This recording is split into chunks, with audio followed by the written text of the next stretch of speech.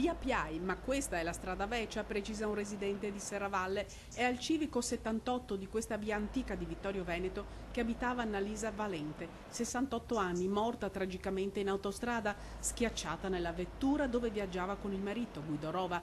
Lui è ricoverato in gravi condizioni all'ospedale di Padova. Il cordoglio della comunità vittoriese, che ben conosceva Annalisa, da sempre impegnata nel sociale come volontaria della Caritas. Sicuramente la città di Vittorio Veneto esprime il proprio cordoglio per questi fatti, un incidente veramente drammatico, insomma, diceva anche prima, una famiglia pressoché distrutta sostanzialmente, e una famiglia che ha radici forti a Vittorio Veneto, quindi ovviamente la comunità non può che esserne ampiamente colpita. Monsignor Ermanno, parroco di Serravalle, non conosce direttamente la famiglia Rova, è da poco il pastore di questa comunità.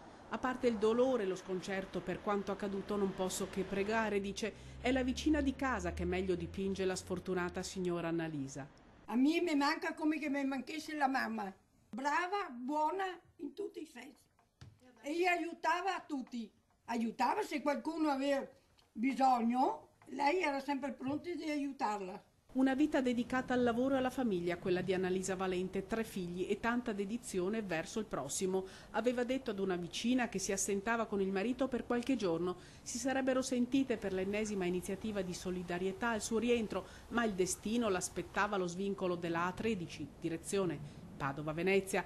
Terribili le modalità dell'incidente nel quale è stata coinvolta la coppia, che viaggiava nella Panda, e ben 2 bisonti della strada.